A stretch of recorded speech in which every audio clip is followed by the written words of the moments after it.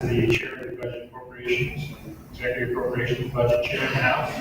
I know that President Williams and Henry understand how important that role is, and those that deal with the legislature, but that's been a very important role. And Lowry's just been a stalwart in education and many other bills. He's kind of that, you guys are too young to remember the funding commercials, but the bottom line is when he speaks, everybody stops and listens. That's important. I do serve in the Senate. I served 4 years in the House and then 10 years in the Senate. I've been the Senate Majority Leader the last 4 years. Just been a great experience, and it's a great opportunity for me to, and a real privilege to represent people here in Washington County. Thank you. And last but not least, Representative Seckler. Thank you. Hello, friends. It's great to be back at Dixie State. I see a lot of new students who've come into the back there. There's lots of room in the front if anybody wants to sit a little closer. And hello and shout out to those of you that I've worked with closely. I see former students. I see Fiona right there, who spent some time with me in the Capitol as a student policy analyst while he was in my executive leadership class when I was a professor at Dixie State and business law class too. And others, I see a handful. Thanks for being here with us today. It always feels, well, more than feels it is coming back home when I get to come share time with you at Dixie State. So thank you for the time that you're sharing with us here today too. But just a note about these two superheroes that are to my immediate left. We're not letting them off the hook yet, right? They still have 9 more months. 9 more months to go. So we're talking we're talking in grateful tone about all the work that they've done, but they're not done yet. They've still got all the way to the end of 2022 to go. So God bless them for the additional work that they'll continue to do for us through the end of this year. Like I said, I'm Travis Sengel. I represent Travis Sengel. I represent the district formerly known as House District 62. It's now House District 73. And that includes my 2 hometowns. As a boy, I lived in St. George, just a couple blocks from here. And then as a teenager and a younger fellow, I grew up in Washington City. So I represent most of Washington City, a big part of Washington City, all the way north to Green Springs. And then my boundary runs as far south as the Arizona border. So, and then also includes the community of Leeds going in that direction. So geographically it's expanded a little bit from where it was when it was House District 62, but it's shrunk in terms of people. I understand that it was nearly 54,000 people before redistricting, and now it's nearly 10,000, right around 10,000 or so less people than that. So that makes my job a little easier to as I strive to grow my state, to do my best to represent all of those folks, be a few less people than before. I look forward to speaking with you today, and like always, look forward to taking your questions and getting to know you a little better, and hope to answer some of the things you're thinking about. Great, thank you so much, appreciate that. Let's start with the easy stuff, and then we'll make it a little bit harder as we go along. This was a banner year for Dixie State, the state legislature. I know for one, I'm looking forward to someday teaching in the new general classroom educational building, but I thought we would just talk about a little bit about what DSU got out of the legislature this year. Representative Lapis, I think you might be the person to start on that, or perhaps Senator Emerson or Senator Vickers, would you like to go ahead? Yeah, sure. So one of the big things that happened across the entire state was that we were able to get increased compensation for all state employees. Since the employees here at Dixie are state employees, they will be included in that. So there's a 5.75% increase for state employees. And that doesn't necessarily mean that everybody gets a 5.75% increase, but they'll have a pretty substantial increase. So that's an important thing. You mentioned the classroom building. For universities, especially growing universities like ours, it's always you always cross your fingers when you need a new building and go to the legislature and try to get it funded. And we were lucky this year to get it funded. Of course, Senator Rickey was super helpful with that as well. For those of you that don't know, the new classroom building will be just south of the Aussie building, business building, and we'll have to move the pavilion and the sand volleyball courts. I know that'll be a big disappointment to some of you, but it will be very close, the new sand volleyball, maybe just across the street. So anyway, that's a very exciting thing. Another little piece, we got some help from the athletic program. It just puts us on par with all of the other Division I schools in the state. We get a little bit of money from the legislature, and also a little bit of help with branding, the rebranding. That was an issue that came up, after the name, the legislature voted to change the name of the university, and we really started to analyze how much it would cost to change all the signage primarily. There's other things too, but that's a pretty significant expense. And so there's about $3 million that can be used to help with the rebranding. So a couple of other minor things, but those are the primary things that will be Dixie State. Students might be interested in the fact that we were permitted to issue bonds for 500 new beds. That also. Yeah, so there's the beautiful new student housing that we have, Campus View Suites 1 and 2. We will actually, in the fairly near future, start Campus View 3, which will sit right where the Nyson Towers are, the round buildings. Those will come down, and I think this will start mid next school year. And anyway, so we'll have another building that's about the same size as Campus View 2, 500 plus beds. So that will complete that corner with really beautiful new student housing. Great. Does anyone else want to add anything to it? Yeah, big year. We had a big year last year for DSU as well, so this is following on that. Maybe just quickly. Yeah, sure. There was a lot of money went into performance funding, so there's a significant amount of money that went into higher ed general across the board. A significant increase in funding there too. Great. I'd like for each of you to think about a legislative highlight from this year that you would like to bring up and share with us. But before we get to that, water. We talk about water for a second. I have grass in front of my home, and my HOA will not let me tear it up and put it in desert landscape. There's a bill this year, HB 95, that would have banned HOAs from requiring homeowners to have grass. Now, there was also a bill that told the state that they need to reduce their outdoor water use and reduce grass on all of the buildings statewide. I think that was HB 121. But water is a huge issue for us here in Southern Utah. And the state's involved in a historic drought right now. Are we doing enough on this issue? Anyone want to tackle this? Representative Brooks, how about you? Governor Herbert a few years ago asked the whole state to reduce their consumption by 25%.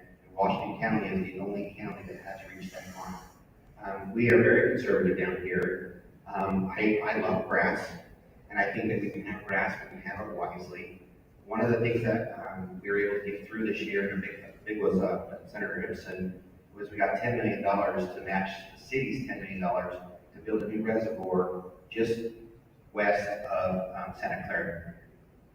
$15 million for that. Just west of Santa Clara, it's called the Graveyard Wash. It's not a big reservoir, it's got 2,100 acre feet, but it's a reuse reservoir. So basically the water that goes through the sewer treatment plant, instead of putting it back into the river, pumps back up into the reservoir and fill it during the winter and use it for irrigation on your grass and lawns and schools. And it basically takes the burden off 6,100 homes that are currently would use culinary water.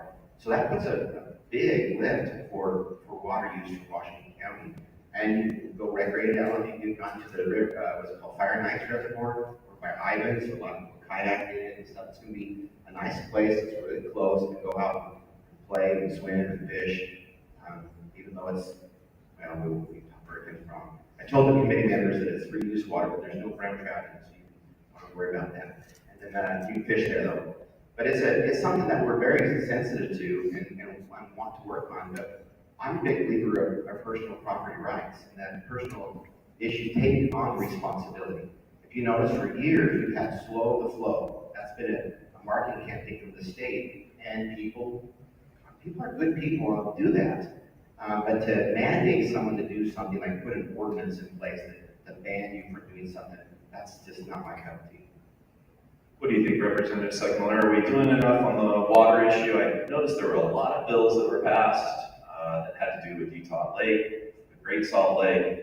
Do you think we're doing enough? Well, I'm glad you mentioned those. There's a lot of effort that's being put into to restoring Utah Lake. The governor, I think, signed yesterday the bill to help the Great Salt Lake hopefully make some bit of a comeback. I think that was yesterday. And then during those debates, the question was raised, hey, there's another big lake down south too that we ought not to forget, that's suffering as well with all-time lows, and we know what I'm talking about there. So could there be more done? I would say there could be more done in that category of thinking about what the best ways to help Lake Powell are. But I agree with what Walt said. I want to chime this. That bill that you mentioned about your HOA, it was a question of, for me, I viewed it as a question of our individual property rights, our right to will down to our constitutional rights. In this case, it was the question of, should the government intervene to tell a private company what that private company can or cannot do, specifically with regard to the HOA's rules for having grass. And that was enough of a leap forward or backward, in my view. It was enough of an aggressive act of coercion by the government to tell an HOA, you can't do what you had already in a private contract have agreed, these citizens have agreed to do, that I didn't feel comfortable that the government needed to put their hand into that and intervene in the private right of contract or intervene in the private or the property rights of the business itself. And so I tried to stay out of that one. If I remember right now, the bill failed, right? I believe it passed. Did it pass? Okay. There's somebody in my memory. I don't have a memory like Brad last word. Yeah, there's 10,000 lines of appropriations, and he can tell you each one of them. And I can't even remember the bill number, but anyway, in short, that I was with Walt on thinking that we don't want government to get to try to put themselves between the citizen and the business in this kind of case. Well, I think I'm just going to have to run for HOA president. That's the solution. I don't have enough to do. Senator Epson, you want to? I just wanted to make one point on the Graveyard Wash Reservoir. That actually doesn't just include St. George water. That's reaching Hurricane Washington. That will recapture all of the water from the sewer reclaiming. So that's a big deal in my mind. That's huge. And to this point, it's just they haven't been able to use it all and had to turn it down the river. That's a horrible waste. Yeah, Senator Rivers. Yeah, let me just add on some of the big things we do across the board. So there's a lot of money put into pots of money. So for example, $450 million goes into drinking quality water projects across the state. Cities, communities, different entities can apply for grants. $75 million went into agriculture, water optimization, helping farmers and ranchers be more efficient with their water. We mentioned the $40 million for the Great Salt Lake and trying to preserve water upstream so it can come into the Great Salt Lake. There was an awful lot of money put into water in a lot of different avenues. So, but this one down here was a critical one. I'm glad you brought that up. Save me another question. Yeah, Representative Stone. I don't have a lot to add, except I think it's important that all of us remember that Utah is the second driest state in our country. And that's especially important for us to remember in southern Utah. We live in a desert. And our county, Washington County, is not the same as the Wasatch Front. It's not the same as Summit County, Beaver County. We have our own needs here. And we also have really good elected officials who I believe are wise and understand our issues and can help us through those issues. I'm a big believer in local control and recognizing that not every county in the state is the same. And sometimes when the legislature gets busy and passes one-size-fits-all legislation, or they don't recognize the value of local control and local leadership, sometimes we push back on that, recognizing that we're different. But I do think it's important that we understand and realize the effect of drought and also the fact that we are in a very dry state. Having said that, we also have to be wise and recognize that we're also in one of the fastest growing states. So you have a combination. You have diminishing resources and you have growth population too. And having wise leadership that can address those issues going forward is going to be critical. Chime in, Vince, in concluding. So the students, you might be thinking, gosh, I live in campus a few suites, I don't have any lawn to worry about. I don't have to worry about the question of should I tear up my lawn and put in cactuses or whatever instead, right? But what the statistics show that one of the places where humans use a lot of water is in our showers.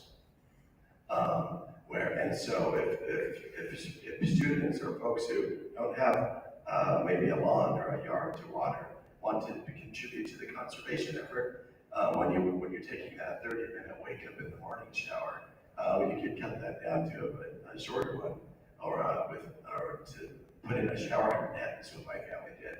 Install new shower heads that just use less water, where it creates a strong stream with a small amount of water. Anyway, so there are a lot of things that we can do when we don't have lawns, and that's an example is working on conservation in our own lifestyle too. Yeah. Don't stop showering, no. Senator Vickers, since Representative Snow brought up local control, I know that conservatives, Republicans tend to favor control closest to the people, government closest to the people. So it stood out to me and some of my students, SB 195, which took away Salt Lake County and Summit County's right to present mask mandates. And I thought I'd give you an opportunity to sort of square that round hole would be good, because I know that was your bill, correct? So SB 195 was a year ago.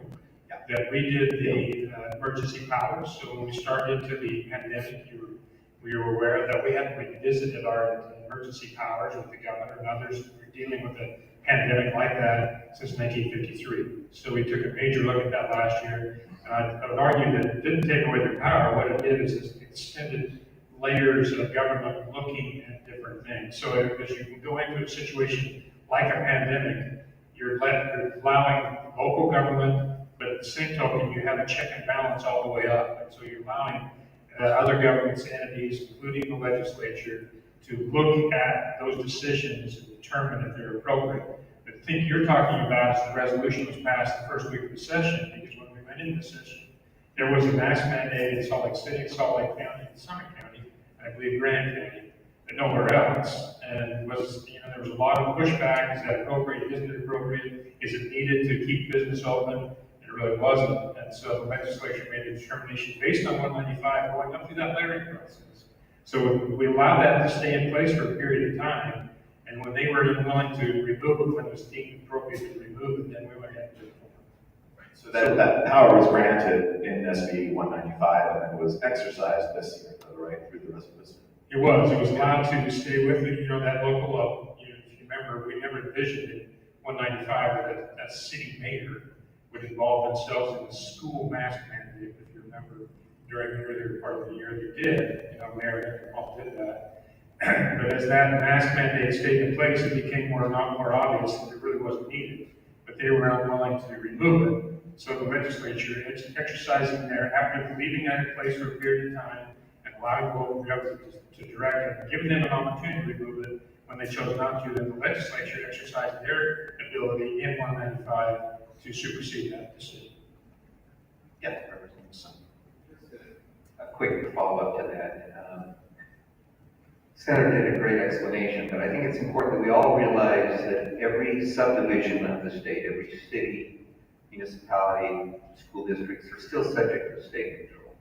So we grant them authority to do a lot of things, but the legislation that tightened up the exercise of emergency powers specifically allowed for a review by the granting authority, which in this case is the legislature.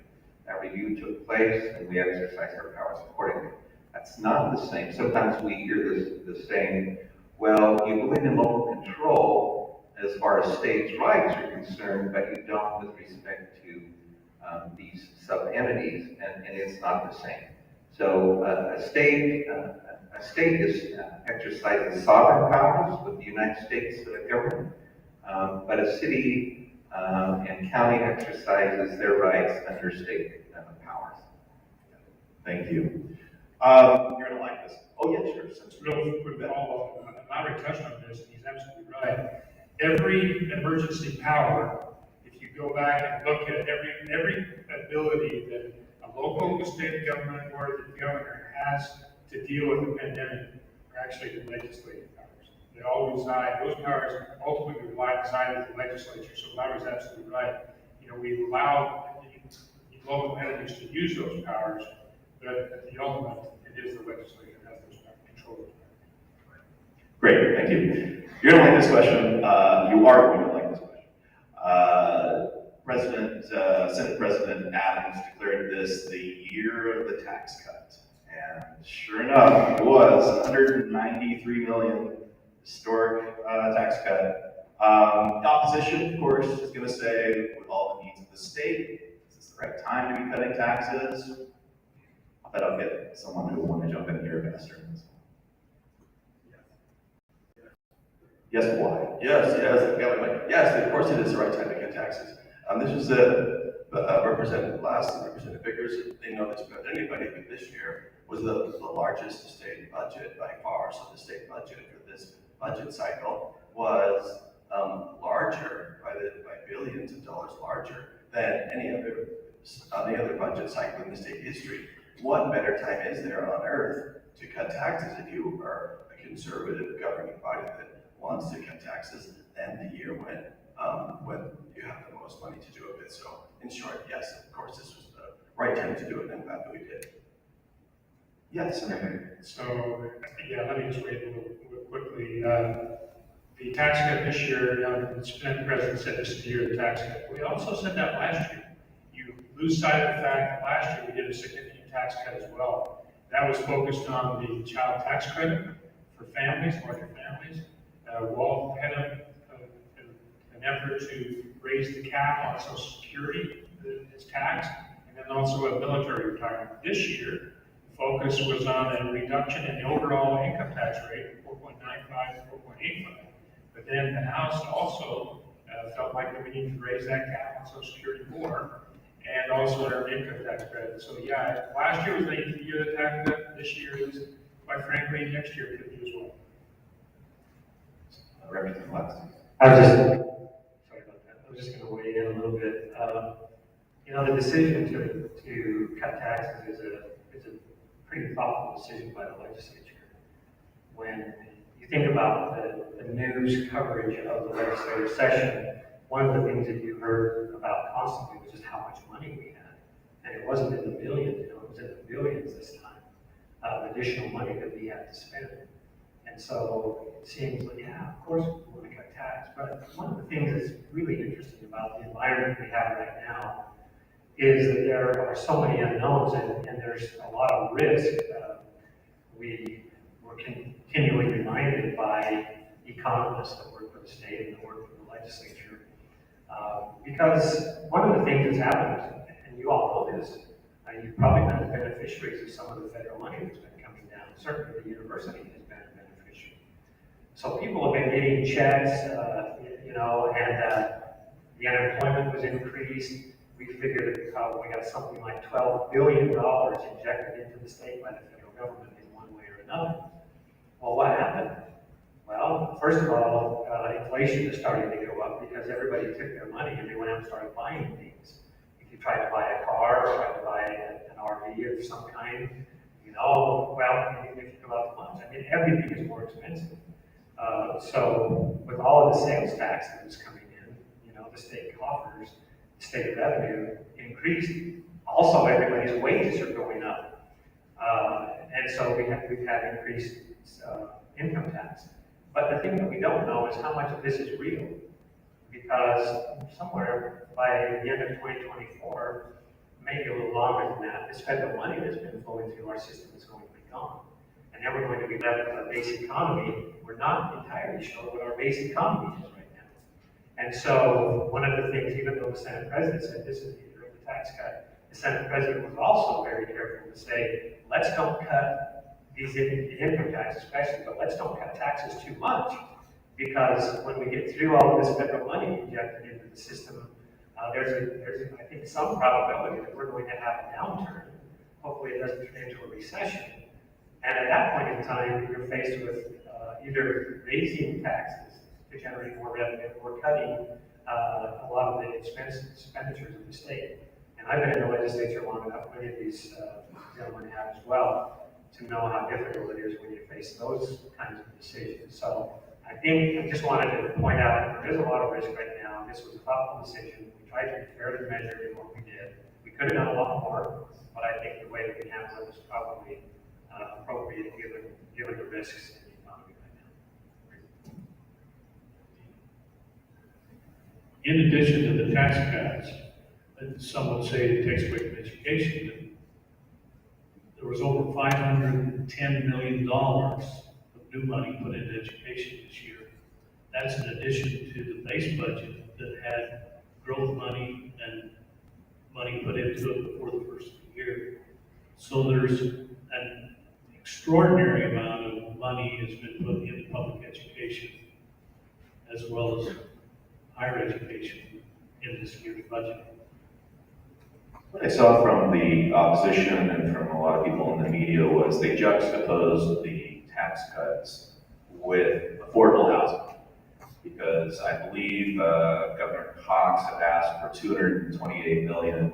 The legislature approved $55 million for new affordable housing projects, which is a lot. $15 million for existing units. It fell short of that $223 million. And so you were hearing a lot of commentators saying, well, that's not the time to cut taxes, this is the time to spend on affordable housing. How would you respond to that? Well, you can only, you try to solve problems by throwing money in, and I found this in my business, you just don't solve problems by throwing money in. And they can only absorb so much money in a given year anyway. And I think the money that we put into affordable housing, homelessness, was an extraordinary amount of money. I think that everybody has to work together on this. St. George with their homeless project is set an example for the rest of the state to follow. The way they've done this with their homeless shelter. So I think we put a lot of money in anybody's book, it's a lot of money. Yeah, Senator. Yeah, just quickly, a couple of things, a couple of points. Don just mentioned this. President Niederhauser, former President Niederhauser of the Senate, who is now homeless, what's the right title for him? Anyway, he's over homelessness in the state of Utah. He made the statement, he said the amount of money that we put into that was unprecedented, significantly more than we've ever done before. So even though it may have fallen short of requests, I'm here to tell you, everybody's request fell short of what they asked. But at the same token, as you move forward, as we look at that tax cut, you mentioned kind of tie that into the tax cut. Well, as that tax cut went over to the House, so left the Senate with a cut in the income tax, it went to the House and they added in Social Security and their income tax credit. When it came back, that package was voted on unanimously, so Democrats and Republicans. Representative Snow, did you want to add something? A quick comment. If we were to ask you all, or if we were to survey the legislature, what is the most important issue that we face as we go into the session? I mean, it's clearly appropriations, but within that issue is, do we emphasize funding education? Do we fund, as we talked about, improving our water situation? Do we fund affordable housing? It becomes a real balancing act. It's not in some ways that much different than balancing your budget. You try to figure out how much we can apply to each of these issues, trying to be, I guess, as judicious as possible. But it's rare that everyone gets everything that they want. But I would say this, the state has made extraordinary effort and progress in affordable housing. We still have a long way to go. And for many of us that are worried about our children and grandchildren being able to afford the great American dream, we worry about whether they can afford a house. That's still an issue. But you have to balance that against all of the other competing issues as well. Last thing I'd say about a tax cut, sometimes legislators serve in these positions and you'll hear them say things like this. Well, we gave so much to education. We gave so much to this cause. It's not our money, it's your money. And we have to remind ourselves that we act as trustees, or in the law you'd say kind of a fiduciary, overseeing your funds. And if we have excess and we have the ability to turn some back, I think the gentleman up here would agree that's what we should do. We always worry about the future, but when we have some ability to help with some tax relief, I think it's incumbent on us that we remember that and try to respect that. Thank you. Thank you. Did you want to add something? Yeah, I think it'd be irresponsible to not have a tax cut with the amount of surplus. Jerry Stevenson, the budget chair in the Senate, says it's not surplus, it's just extra. It would have been irresponsible, but it also would have been irresponsible to make it bigger, because we just don't know what's in the future. We put a lot of money in state compensation. Every business you drive by has a health on the side of the window, and the state competes with those people, and we have the best staff and people that help us in the state that there is on planet Earth. And I will tell you that we needed to do what we could do to make the compensation package better for them. And I think we come a long ways with that. Great. Yeah, Representative. I do want to add one more comment. I think Representative Last hit the right words, measured.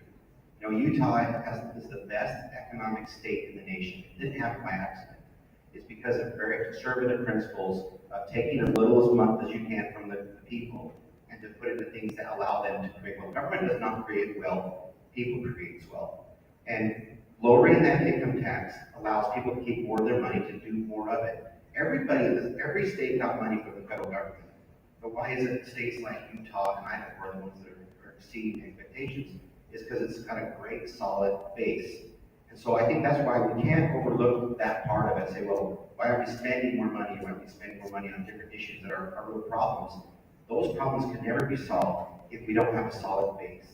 This population growth is not just from all of us having babies. This is people coming to Utah because it's a stable environment.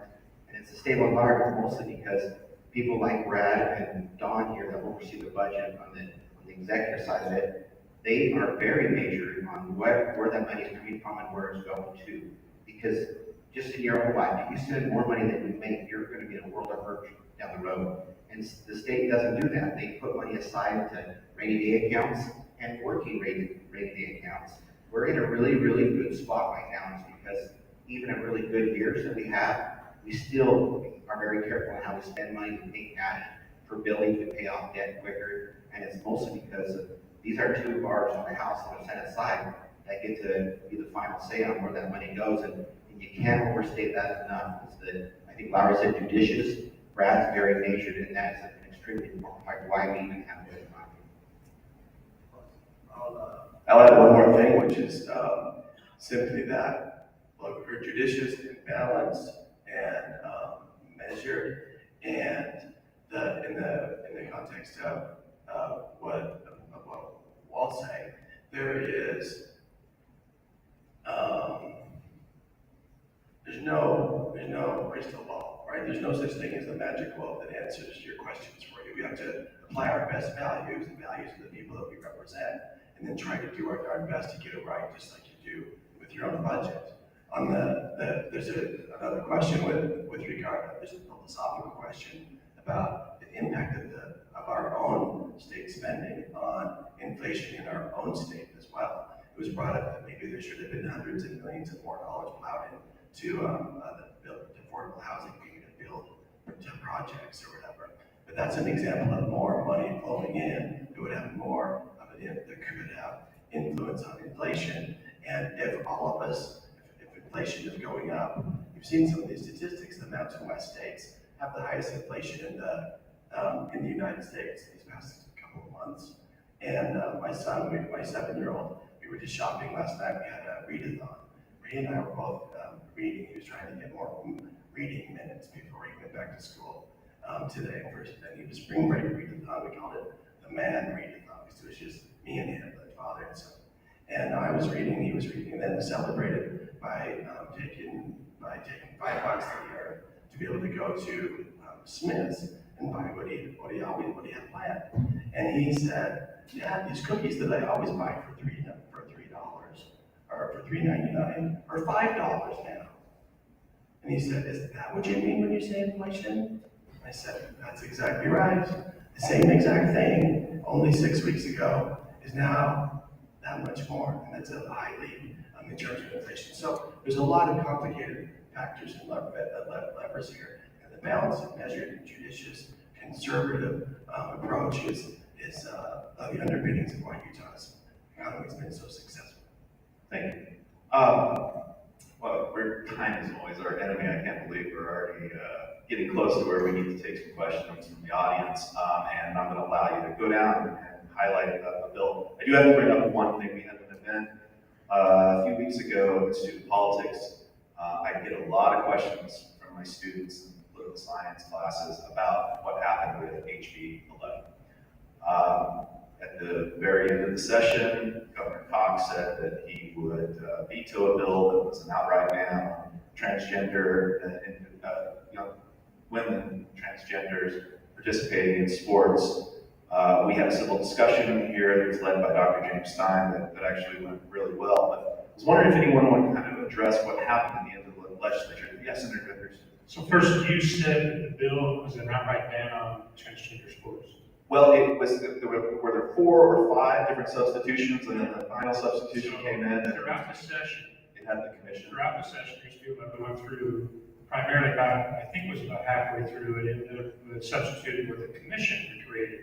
It could be a potentially articulate decision and a process about how, but at the end of the day, it does allow certain transgender athletes to compete against girls, so boys against girls. Everybody hated that. I don't know if anybody here got a positive email on that, but I did. And because the liberals hated that version because it excluded some people. The conservatives hated it because it actually was a path to allow transgender kids to compete against girls. The last version, last night, look, it was messy. I mean, literally the 11th hour, we're dropping in a complete different bomb in the bill. So yes, the first portion of the bill says it is a complete ban on transgender sports. But if you read 238 and 240, it says if that ban is stayed by the court, which it's proven that it would be because of what's happening in other states, then this commission kicks in. So essentially the bill was a little messy, just like you introduced the bill, the perception was that it wasn't a total ban. It wasn't actually, it actually has a clause in there that when that's stayed by the courts, it kicks over to the commission. Didn't Governor Cox support the bill when it dealt with the commission without having to say that? He talked about it. The discussions we were having toward the end of the session was, this is still unrefined. It's not really worked out. Maybe we got to work on it a little bit more. But that is the bill before us. Now there actually is movement right now. There's also a piece that was put in that took out indemnity on for school districts, the High School Activities Association, and others. There's movement right now to put that back in and take care of it on Friday. So I think you'll definitely see some movement on that bill probably Friday. So that's good enough. Yeah. It wasn't vetoed today. What? I didn't see that. It was vetoed, but he promised, but stay tuned. So tell your class to watch what happens now. Yeah, it's a issue of great interest to them. Let's go down the line of terse response so that we can get a few questions in from the audience. What's something, obviously there's 513 bills we haven't talked about, or at least scratched the surface. What's something you'd like to highlight, Representative Segmiller? This is not my bill, this is a big group effort, but the $1 billion generational investment that was made in transportation infrastructure is a really big deal. And all of us, whenever we drive anywhere, within the next few years, we're going to see the benefits of that, especially on, of course, the state highways. But that was a gigantic deal, a huge amount of money on foreseeing investment, and that will accelerate projects that were already booked to cause them to happen sooner. So it's not just extra money sloshing around.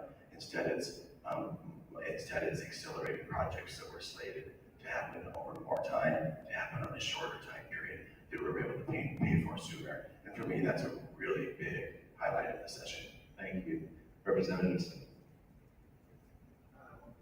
One of the bills that I sponsored, I actually sponsored a number of bills dealing with education, criminal justice reform. One of them was to repeal the death penalty, and didn't get past committee. Spent a lot of time. I'm not going to highlight that. One of the bills that relates somewhat to Dixie State University that I'm really excited about is it creates a council under higher ed, and it's made up of higher ed representatives as well as representatives from corrections. And its purpose is to expand the delivery of higher ed to our adult inmates in corrections. And we've had that going on for some time, but it's been somewhat fragmented on institution by institution. This will be the first effort to bring it together, to coordinate it, and to provide training and education to those adult inmates that will soon be looking at getting out, and providing for families. And the statistics are pretty significant that says that when we offer those programs to those inmates and they take advantage of them, the recidivism rate goes way, way down. So we're looking to address a couple of issues, increase those labor to our workforce in those areas, but also reduce recidivism, which means saving our state money. Great. Representative Glass. Yeah, most of the things that I've done over the past many years have involved money. And, I haven't run a lot of bills, but there's a couple of things that I think are notable. One of them really affects this area, and that is Washington County has kind of been leading the state, or at least one of the counties that's leading the state in how we deal with individuals with mental illnesses and other things like that get picked up by the police. Right now, the only thing that the police can really do, if they're in a total psychotic break, I guess they can take them to the hospital and try to get them admitted to the behavioral health unit. The other thing they do is take them to jail.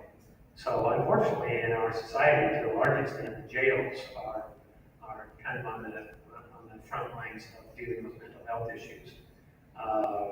With the help of many people, including Senator Ripson and all of these people here, we were able to get some additional money, and we already helped with some money in the past, but because of cost increases, the receiving center is what it's called, is being built out in the county complex, out by the jail in the fairgrounds.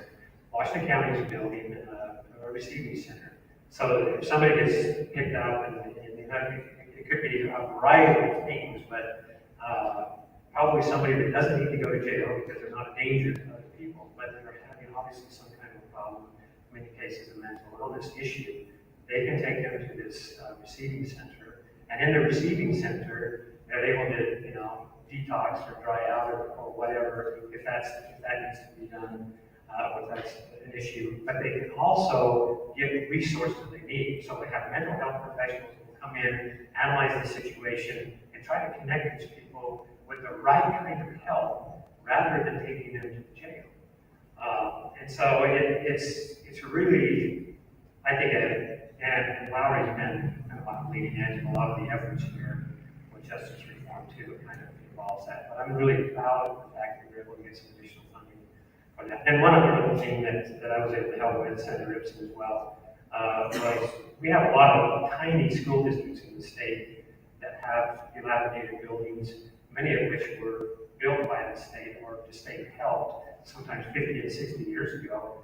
And now those small counties or small school districts don't really have the money to rebuild those buildings or renovate or whatever. So we created a little capital fund, a little $50 million capital fund to help these school districts so they can apply for grants, matching money to help build and rebuild some of these schools. So I think that's going to be something that really helps the small district. Great, thank you. Senator Ibsen. So one of the fun things that I was able to help with and to help these other guys is during the interim, we had the ARPA funds that we could use to do certain things with. And we were able to give DPS the money to buy a third helicopter.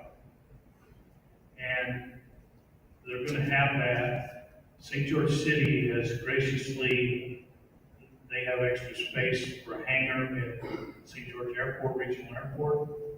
They've given the state of Utah a 20-year free lease to be able to put that helicopter here. So the third helicopter will be stationed in Washington County, and we'll have it here for search and rescue, for whatever episodes that you see on the news a lot, that the DPS helicopters are dispatched. The Highway Patrol plans on using some of that for, they've had an extraordinary amount of tickets. They wrote over 4,000 tickets last year at speeds over 100 miles an hour. You can't chase high-speed chases are dangerous. They can use this helicopter to intervene, to follow a car to find out where it went. They're going to do some patrol with that. Just the leading edge, and we're blessed to be able to have that here. I'm really pleased that this was a great effort with the utilization of that with the city and the state to be able to do that. Great, thank you. Representative Brooks. This year was particularly really busy for me. In the summertime, our committee, which is over retirement of all state employees and also special districts, there's like 100 special districts in Utah. And so our job was to go through each one of them and see what they're doing. Is it really a benefit to the state? And we actually removed some and brought their money back into the state. So one of the things that we want to do is make government smaller. And so we have these entities that are out there functioning as a kind of a state entity, but they're really not accomplishing the purpose that it was supposed to be. And we need to go back and check each one of those off and make sure that we're being wise with not only just money, but the authority that we're giving out to other people. One of the bills that we talked about messy in the last day, I had a bill that was a vaccine passport ban, and it was just, no one paid any attention to it. But except we all got like 10,000 emails on it, and it was an hour. But in the very last committee meeting, during the presentation that I was presenting, I got the 6th sub. I hadn't even seen it, and by the time we got through the whole rigmarole, I ended up pulling the bill because it would have passed through something that really doesn't benefit people and make it really difficult next time to try to do something useful. And I got a lot of heat from that because there were so many people there. We had 5 overflow rooms of people, citizens that came up to want their voice to be heard. And at the last minute, I'm the one that pulled it. And so they're like, I put all this effort into it, and then you pulled it. Well, to do good legislation, we have to be wise. We have to think about what's going to happen next time. And a lot of times we'll do a bill, even if it gets changed, not quite where we want it, because we can tweak it later on. But this was such a significant portion, we can't tweak that. And to try to get it back would be near impossible. So we brought it back again. Let's take the summer to reevaluate it again, get some more support, and then try it again. So this legislative process is time consuming, it's difficult, and just like we talked about Social Security, I ran that for 4 years before we got anywhere. You know, sometimes ideas take a while to take hold, and once they do, then we can make some good positive progress. Yeah, glad you brought that up. It's really confusing. The process is very confusing to people, and as Senator Vickers was bringing up with the HB 11 and with the HB 195 and how that whole process and how it works and how things get sucked in and whether or not the governor's going to be doing all that, a lot of people just kind of flies with it. So I'm really glad you brought that up. Senator Vickers, what would you like to highlight? Just real quick, as Senate Majority Leader, oftentimes I get assigned to work on bills that I actually spend hours and hours and hours on, but they're not my bill, or somebody else's bill, and at the end of the day, my name never even ends up on it except to vote for or against it. But there was one particular bill that Representative Schultz, who was the majority leader in the House, and I worked on all summer long. And I won't even try to bore you with the topic. It was actually dealing with governing how communities, cities can incentivize retail operations. But that's the policy. But let me just tell you, there's a lot of stakeholders, a lot of opinions, took a lot of time. And then at the very end, there was, as we were debating it on the floor of the Senate, there was some confusion and some misunderstanding of the bill. And some of our senators were really debating against the bill. And I had to, think pretty fast on my feet and clarify what was going on. So it was kind of fun in that way because it was that you get that kind of back and forth debate and stuff going forward on the bill that actually ended up in a really good spot. It was much misunderstood by the few. So it made it kind of fun, even though it just took months of work, to go forward. Let's open it up to the audience for questions. We have a microphone right up here if you want to come up, and looks like we do.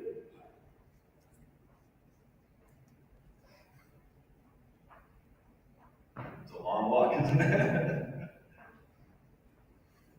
This is for Representative Miller. I was wondering what your response was to the recent indictment regarding trespassing on private property and shooting a deer. Great, thank you for that question. An agreement has been reached, and this is still in motion, but an agreement has been reached whereby the claims that were brought against me will be dropped. This will still take some time in the process, but that's my understanding of where things stand. Thank you. And I guess I would add one final comment, which is hopefully as smart students, we all know that that everything we read on the internet is not 100% true. So that certainly applies to everything they were doing in the state at the policy level as well. Perfect, thank you for your response. Thank you. Anyone else? Oh, great.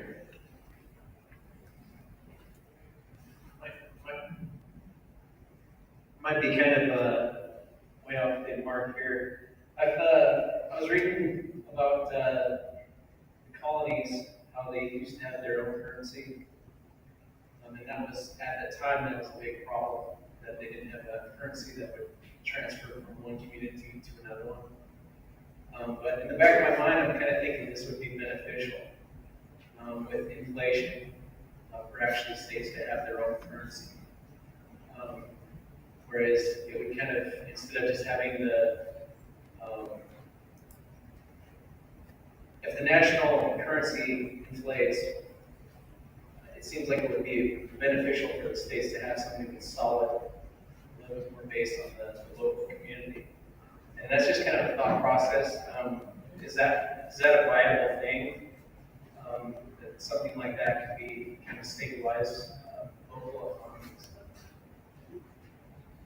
For those who are taking off, thanks for coming. I know our hour is up. We really appreciate being able to spend time with you. Not to dodge Chauncey's question, we'll get to that. But remember, this is not the only way to be in touch with us, right? All of us, we've heard us mention the many emails that we receive. That's only one of the very many ways that we're in touch with folks. Like in my case, and I think this is true for everyone, feel free to call, text, email, message me any kinds of questions. Almost 24 hours a day. I try to be responsive, so I know that's true of all of us. Sometimes it's hard when there's a huge influx of emails on the same day, but this time of year we're often able to stay on top of it. So please reach out to us at any time with these questions. Yeah, Chauncey, with regard to your question about that he's a former student, so I'm glad to see those wheels turning in there. As you're thinking about monetary policy and these big questions, Are you thinking more of going back to some sort of a standard, like, you wish we had the Utah had a gold standard, or are you thinking more of Utah coin, where we need to issue a cryptocurrency that's a Utah coin and let that in the markets, are none of the above? All of the above would be kind of cool, but that was a big problem with colonies because like Boston would have their currency would be, it would be hard to have the value match. Yeah. So when Benjamin Franklin went to Pennsylvania, he was amazed at how much bread he could buy with the currency that he brought with him.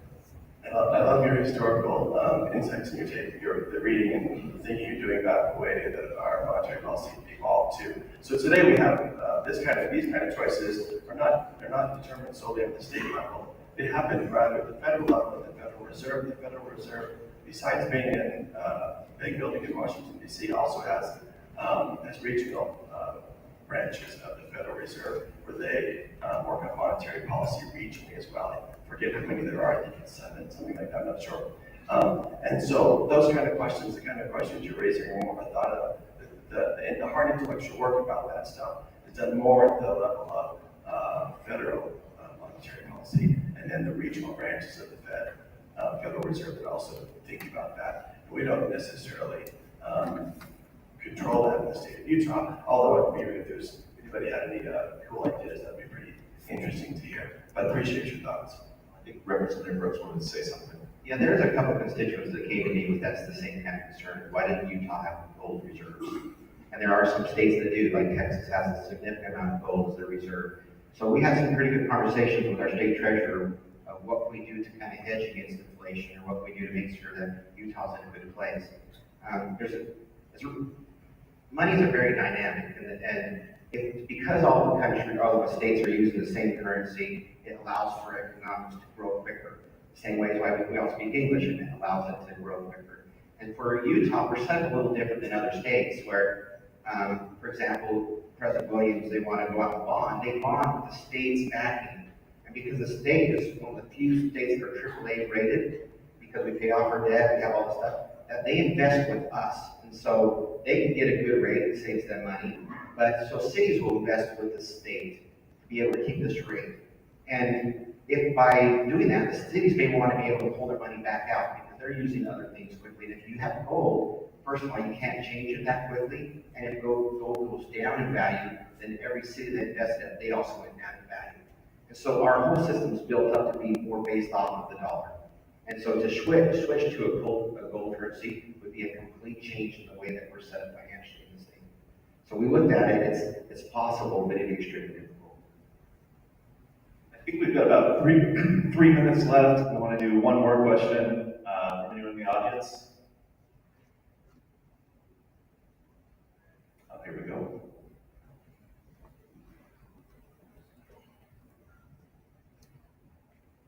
This thing on? Okay. So my question is that so with recently with gas prices going up and with everything that's been going on, is there anything with you guys from the state that you guys can do to help try to work? I know with nationally Biden is a huge say in it, but is there anything from the state that you guys can do to try to help lower the gas prices for everyone? Because as a student of myself, I'm paying about maybe at least almost $100 for gas every 2 or 3 days right now. So. Yeah, this is the first time our students are seeing inflation. I know we all remember it from the 70s and early 80s. But yeah, it seems to manifest itself in the questions that I get in gas prices. Any thoughts? I'll just comment on that. I mean, the gas prices to a large extent are a function of policies that have been implemented really in very recent days and months. We don't need to get into presidential politics or anything like that, but we were on a path not too long ago to become completely independent as a country in terms of our dependency on foreign oil, which created a lot of stability. We do have a lot of oil and gas in this country. So I think the first thing that you can do, and this is long-term, so you're not going to feel it this year, but I think the first thing that we can do is look to our own country for natural resources rather than other countries to whatever extent is possible. And that, it's going to take a while for that to flow through. Another thing that you're seeing in a lot of other states where you're hearing talk about is Utah should take the tax off gasoline. And all I will say about that is I think that's a pretty dangerous thing to do because the way that we get all of our money for maintaining the roads in Utah, or at least a significant portion of it, almost all of it, is from the gasoline tax. So if you take that gasoline tax off, where are you going to get your money to improve the roads? Travis talked a few minutes ago about the $1 billion investment we're making in infrastructure. Well, that kind of investment is in building new roads because of the growth we have in order to keep up with all of the roads that are existing, and that really comes from the gasoline tax. So I think it would be very short-sighted of us to try and resolve an issue that is much, much bigger and based on policy and things that are going on in the world to a large extent by removing the gasoline tax. So I don't think that's a good idea. So if you're hearing that, I'm just telling you right now, I don't think it's a good idea. Bad idea. Anyone else? Okay. All right, I think we're going to end it on that. Thank you everyone for coming out. Please give a warm round of applause for our Sunshine Caucus. Really appreciate them coming here, and thanks for all you do, and we're going to miss you, Lowry, Brett, and the place.